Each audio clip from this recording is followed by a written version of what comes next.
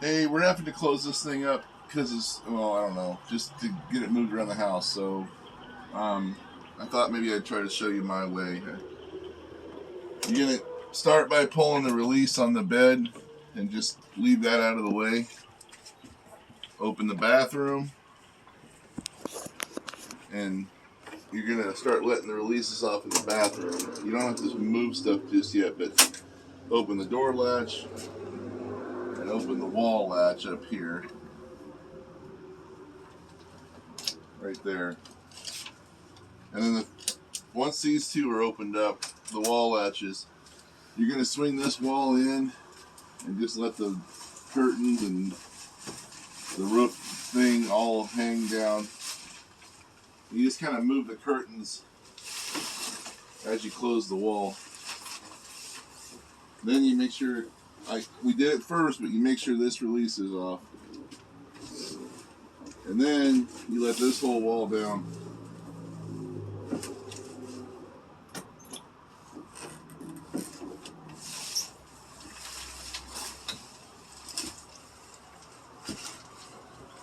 Just make sure that all these baffles and stuff are out of the way.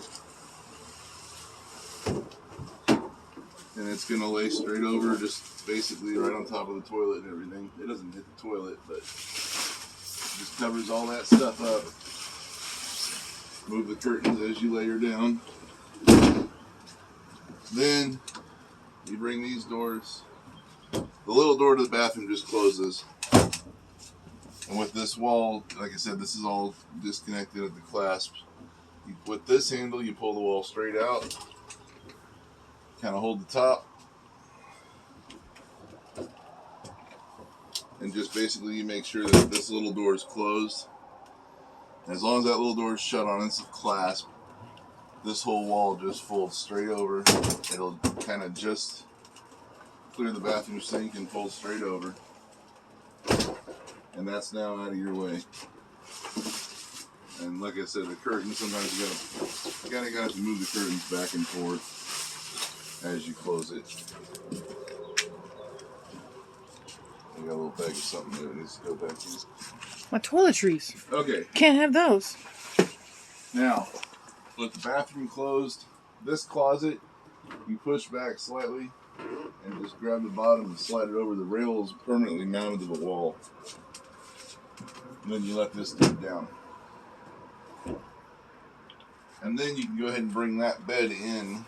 And sometimes, kind of just depends on how the camper is setting. Sometimes it's a two-person operation. Sometimes it'll just slide right in, especially after I fix those channels. But usually just kind of grab it in the middle, lift up slightly, and try to pull it / wiggle it back. And if it doesn't want to go, I find it usually does better from the outside.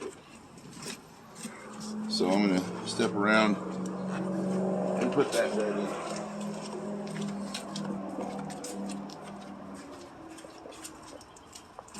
Because if it isn't wanting to go, it's probably just these legs are a little bit back. These support arms, whatever they're called. And then from there, just give it a couple little wiggles and push in the middle. Little wiggle jiggle. The biggest thing is, it's a square. So even pressure so it doesn't bind. If you just get up in here, you can see what you're doing. Okay. So sometimes it'll hang up on this channel.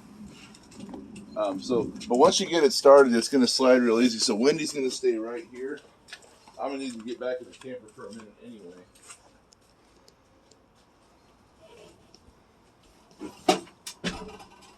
So now, with Wendy there, I'm going to lift up on the bed. This channel is usually what catches, so just you lift up just barely, and now Wendy can very easily push the whole thing on in. Like butter. And this whole side of the camper is now prepped to close. We got to do some stuff on the front side.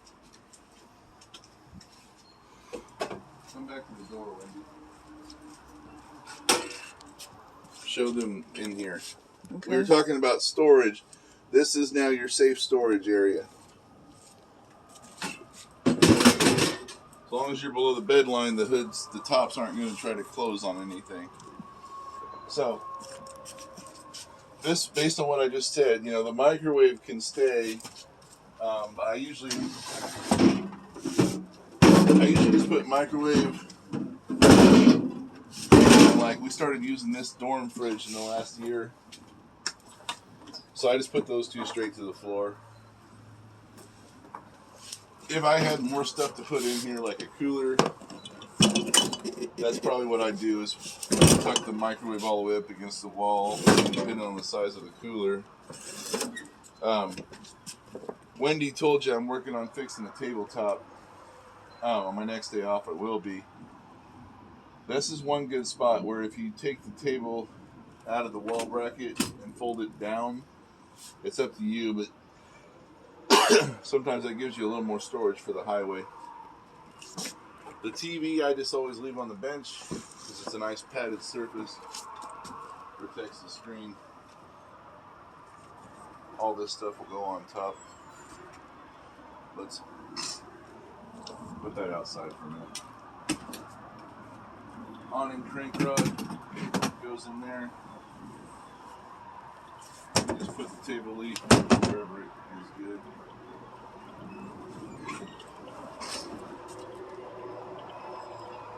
Alright, and then you've got your bed releases up here. You're going to let that bed release off. And this one. There's two on the front. Can we go shopping today? Hang on, Brooke. There's two on the front because they go to the wall. And then the last thing is your side seals right here.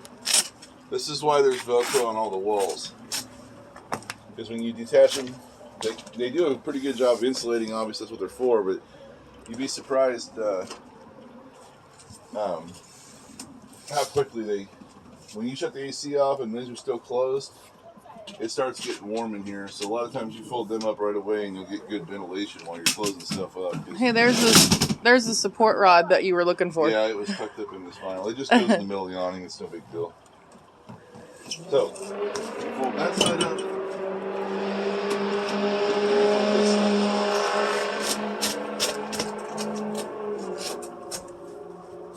And we fixed the Velcro, so they should You stick them to the wall Velcro. tuck right in there. And then you just make sure that, like, this one goes with this side, so it goes behind that wall. Same thing here. Goes up and catches the Velcro. Table's okay.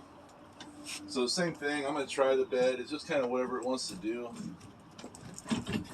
It almost wants to wiggle shut, but I know if I go around to the front, it's going to push in super easy.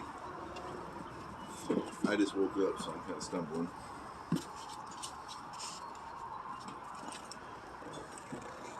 Don't be a nurse, it robs you of your prime. Okay. Same thing here. Probably just a little wiggle on each arm. Make sure it wants to move. And then we try to go in. For the most part, the front usually goes all the way up. Just smooth. There we go. Smooth. Then the last thing, or not the last thing, but outside, I just thought of this because we're kind of holding up for the weather. Showing you Chad's butt. We're needing to get out of the driveway before our yard is a muddy mess so that we can get our other stuff in this weekend. So anyway, you wanted to try to remember to do the power cord before you fold the bed up, the back bed. I know I told Carla that the other day. We'll see. If the cord feeds in like this, you're fine. If it gets in a knot and it wants to be stubborn, you might have to pull the back bed out a couple inches to get this big door open to unthread it, but it feels like it's going to go like it is. Yep. Now, I know this is out of order, but I just thought of this. I told Carla this last weekend. Same procedure, but if you were finishing up a weekend camping, step one, before I even let that clasp off on the inside, but definitely before I folded the bathroom up, step absolute one would have been pull that drain valve on the toilet on the inside. because what'll happen is when you're all done with all this and you're ready for the highway, your last stop's going to be that dump station, and you want that toilet valve open. So all you have to do is come out here and run these two to clean everything out. All right, beds are in, cords in, so we're ready to fold up. Get your blocks.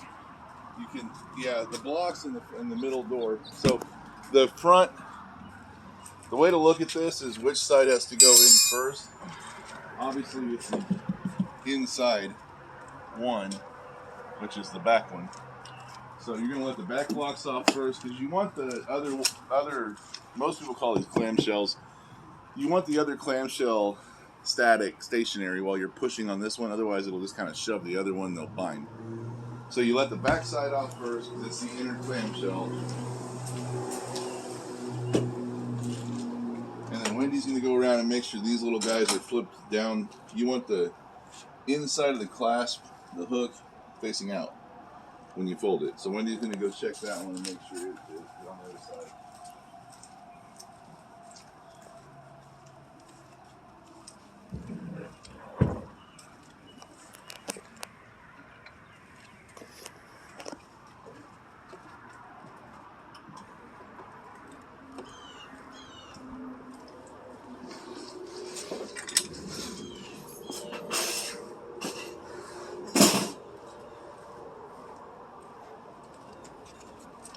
Okay. Now that depends on your coordination. I don't know if you noticed me not using the step just now. I'm not saying you should do that. You can use